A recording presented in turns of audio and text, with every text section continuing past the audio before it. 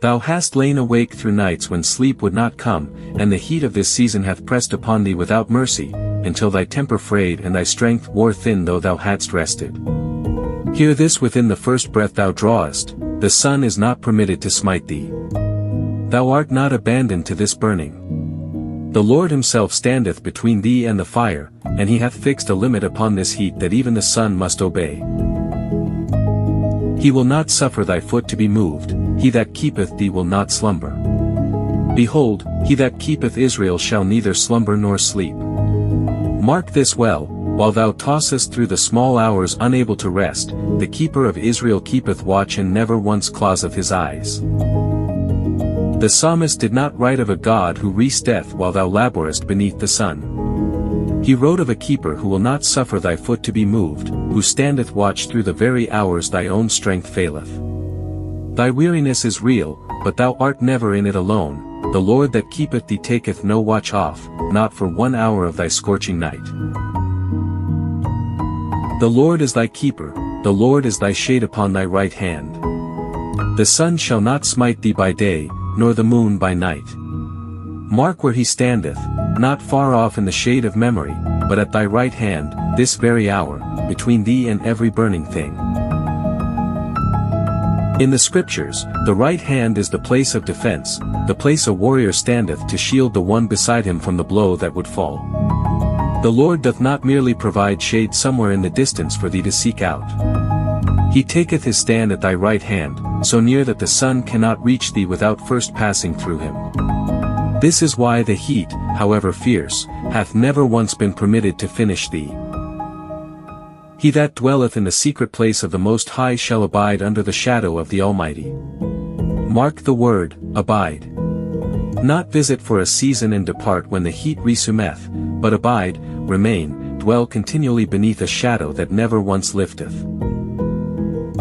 The world will tell thee that rest is a place thou visitest between seasons of burning, a brief shade before the sun findeth thee again. But the Lord calleth thee to abide, to make thy dwelling beneath his shadow as a continual place, not an occasional escape. The heat that presseth upon thee now doth not have the final word over where thou dwellest. For thou hast been a strength to the poor, a strength to the needy in his distress, a refuge from the storm, a shadow from the heat, when the blast of the terrible ones is as a storm against the wall. Whatsoever hath battered thee like a storm against a wall, the pressures, the demands, the terrible ones that will not relent, the Lord himself is named thy shadow from that very heat. Isaiah did not write this word for those standing comfortably in the shade already. He wrote it for the poor, for the needy in distress, for those pressed against a wall by a blast they did not choose and cannot control. If thou art frayed and worn and nearly finished, thou art precisely the one this shadow was named for. They shall not hunger nor thirst, neither shall the heat nor sun smite them, for he that hath mercy on them shall lead them, even by the springs of water shall he guide them. He doth not only stop the sun from smiting thee, he leadeth thee onward, by mercy, toward springs of water thine own strength could never have found. Thou hast asked only to survive this heat, only to make it through one more scorching day. But the Lord's promise doth not stop at merely shielding thee, it goeth further still, and he guideth thee, by his own mercy, toward springs of water that shall answer the very thirst this season hath carved into thee. They shall hunger no more, neither thirst any more, neither shall the sun light on them, nor any heat. This is not a wish spoken over thee, it is a promise sealed in the last book of the book, that the burning thou now endurest hath an appointed end fixed by the hand of the Lord himself. Thou hast measured this season only by how much longer thou canst endure it, but the limit was never set by thy endurance in the first place.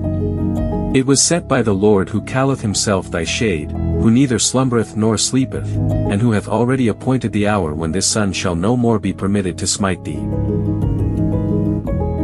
Subscribe, and carry this word to another soul wearied past the point of rest. Declare it boldly this hour, the sun shall not smite thee by day, nor the moon by night, for the Lord himself is thy shade upon thy right hand, and this burning season shall not outlast the hand that appointed its end.